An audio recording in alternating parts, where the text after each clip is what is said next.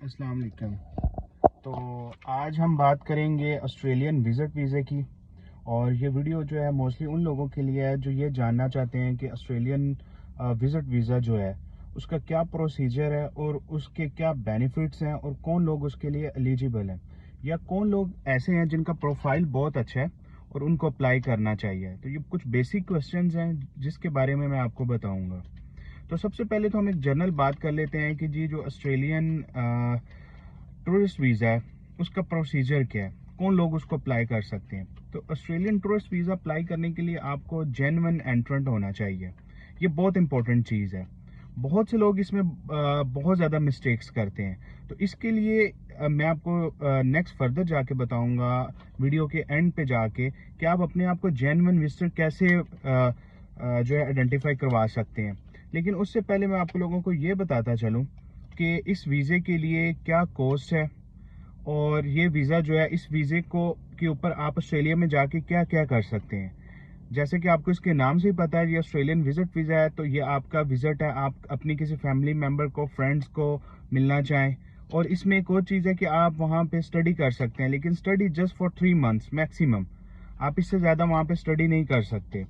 और इसके अलावा अगर मैं इसके बात करूँ कि इसकी फ़ीस क्या है इस वीज़े को अप्लाई करने की, तो वो है $150 ऑस्ट्रेलियन। तो ये तो मैंने आपको इस बारे में बता दिया है कि आपको इस वीज़ा का बेनिफिट क्या है और इसके चार्जेस क्या हैं। लेकिन अब हम सबसे इम्पोर्टेंट पार्ट की तरफ जाते हैं कि ये वीज़ा किन लोगों को मिलेगा। मतलब हर किसी को ये वीज़ा नहीं मिल सकता। ऐसा नहीं है कि आपका प्रोफाइल बिल्कुल नॉर्मल सा, आपने एप्लीकेशन डाली और आपको वीज़ा मिल जाएगा। तो वो कौन से लोग हैं जिनको ईजिली मिलेगा, वो मैं आपको बताता हूँ, ठीक है। जो ऑस्ट्रेलियन वीज़ा है, इसमें आपने अपने आप को जेन्युइन विजिटर प्रूव करना है। अब उसको कैसे प्रूव करना है, वो ये है कि आपने एक कवर लेटर जो है वो लिखना है। अब वो जो कवर लेटर है वो बहुत इंपॉर्टेंट है आपके ट्रैवल के लिए, ठीक है। आपने उस कवर लेटर में अपनी कंप्लीट डिटेल मेंशन करनी है कि आप ऑस्ट्रेलिया किस पर्पज से जा रहे हैं, आप वहाँ कहाँ रहना चाहते हैं, ठीक है। आप किसको मिलने जा रहे हैं, या क्या क्या जगह आप विजिट करेंगे डिटेल में। फॉर एग्जाम्पल, आप एक स्टेट से दूसरी स्टेट में ट्रैवल करेंगे तो आपने ये भी मेंशन करना है कि आप किस तरह से दूसरे स्टेट में ट्रैवल करेंगे। अगर आप बाई एयर करना चाह रहे हैं, बाई ट्रेन करना चाह रहे हैं, तो आपने डिपार्टमेंट को कंप्लीट इंफॉर्मेशन देनी है। अच्छा, अब इसके लिए डॉक्यूमेंट्स आप क्या कर सकते हैं, आपने अपनी एक डमी टिकट्स ले लेनी है ऑस्ट्रेलिया के लिए। फॉर एग्जांपल, आप कोई भी एक डेट सेलेक्ट कर लें डमी टिकट के लिए, ठीक है। आप वो डमी टिकट बुक कर लें, डिफरेंट वेबसाइट्स हैं वहां से जाके। इसी तरह अपने होटल की बुकिंग्स भी डमी बुक कर लें आप, ये बहुत इंपॉर्टेंट है। और अगर आप ऑस्ट्रेलिया में इंटरस्टेट आपने ट्रैवल करना है, तो उसके लिए भी जो, अगर वहाँ की कोई लोकल ट्रांसपोर्टेशन है, उसकी कोई डमी टिकट्स हैं, तो वो आप ले लें, ठीक है।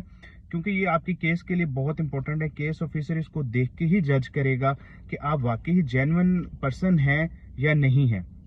अच्छा, अब हम बात करते हैं कि ये तो मैंने आपको एक इसका फर्स्ट फेज बताया है। अब इसके अलावा, जब आप ऑस्ट्रेलिया विजिट वीजे पे जाते हैं, तो उनको इम्पोर्टेंट कंसर्न ये नहीं है कि आप ऑस्ट्रेलिया में विजिट करने क्यों आ रहे हैं।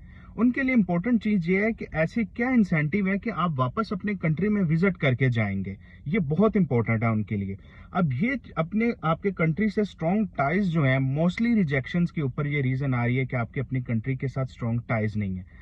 अब आपने स्ट्रॉन्ग टाइज कैसे शो करने हैं, सबसे पहले तो आपके पास आपका फैमिली रजिस्ट्रेशन सर्टिफिकेट होना चाहिए, ठीक है, जिसमें आपकी कंप्लीट फैमिली मेंबर्स की डिटेल हो। जो नॉन माइग्रेटिंग मेंबर्स हैं, जो आपके साथ ट्रैवल नहीं करेंगे, उनकी, आपकी मदर है, आपके भाई बहन है, आपके, अगर आपकी शादी हुई हुई है, तो आपने दो फैमिली रजिस्ट्रेशन सर्टिफिकेट अपलोड करने हैं, एक आपका विद सिबलिंग्स और एक विद अ वाइफ। और इसी तरह आपने मैरिज सर्टिफिकेट भी अपलोड करना है, ये बहुत इंपॉर्टेंट है।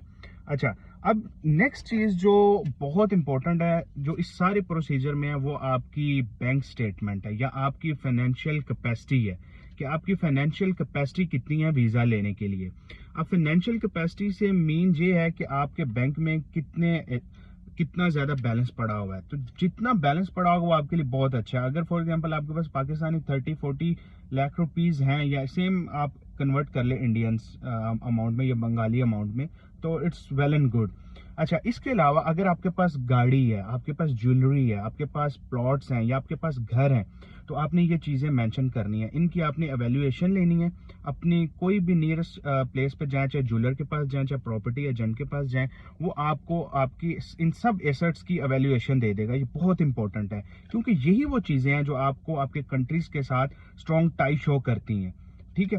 अच्छा, अब उसके बाद अगर फॉर एग्जांपल आप जॉब करते हैं, तो आपने जॉब के जो सपोर्टिंग डॉक्यूमेंट्स प्रोवाइड करने हैं, आपने अपना ऑफर लेटर, आपने अपनी पे स्लिप्स, आपने अपनी उसके अलावा एम्प्लॉयमेंट लेटर लेना है। एम्प्लॉयमेंट लेटर ये होता है जो आपका एम्प्लॉयर आपको देगा कि हाँ, ये बंदा अभी भी मेरे पास जॉब कर रहा है। ठीक है। उसके अलावा आपने हाँ, अगर आप अपनी इन चैम्बर करवा सकते हो अपने एम्प्लॉयमेंट लेटर को, बहुत इंपॉर्टेंट है, आप वो भी करवा लें, ताकि गवर्नमेंट उसको सर्टिफाइड कर देगी कि ये बंदा अभी भी जॉब कर रहा है डिफरेंट ऑर्गेनाइजेशन में। और इसी तरह अगर आप बिजनेसमैन हैं, तो आपके बिजनेस की जितनी भी टैक्स रिटर्न्स हैं, आपके चैम्बर्स के जो डॉक्यूमेंट हैं, जितने भी इंपॉर्टेंट डॉक्यूमेंट्स हैं, वो आपने अपलोड कर देने, ताकि केस ऑफिसर को ये पता चल सके कि आप जस्ट विजिट के लिए जा रहे हैं और आप वापस आएंगे। ठीक है। अच्छा, इसके अलावा एक और चीज इंपॉर्टेंट है, वो आपकी ट्रैवल हिस्ट्री है। अच्छा, कुछ लोगों का ट्रैवल बिल्कुल भी नहीं होता और वो कहते हैं कि जी हमने फर्स्ट वीजा ऑस्ट्रेलिया का लेना है। तो ये बहुत कम चांस है कि आपका ट्रैवल बिल्कुल नहीं है और आपको ऑस्ट्रेलिया का वीजा जो है फ्रेश पासपोर्ट पे मिल सके। बहुत कम चांस है, ऐसा नहीं है कि नहीं होता, लेकिन चांस बहुत कम है। तो इसके लिए बेटर है आप एक दफा, अगर आपके पास दुबई आपने घूमा हुआ है या आपने टर्की गए हुए हैं या अगर आपके पास शेंजन वीजा है, तो बहुत अच्छी बात है।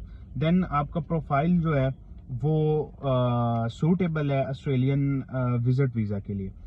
अच्छा, अब इसके अलावा अब हम प्रोसेसिंग टाइम की बात करें, तो आजकल जो ऑस्ट्रेलियन वीजे का प्रोसेसिंग टाइम चल रहा है, वो जस्ट 35 डेज मैक्सिमम चल रहा है। लाइक 4 डेज से लेकर 35 डेज में, तो वो एप्लीकेशन पे डिपेंड करता है कि कितने डेज लग जाए, तो मैक्सिमम 35 डेज लग रहे हैं। Okay, thank you.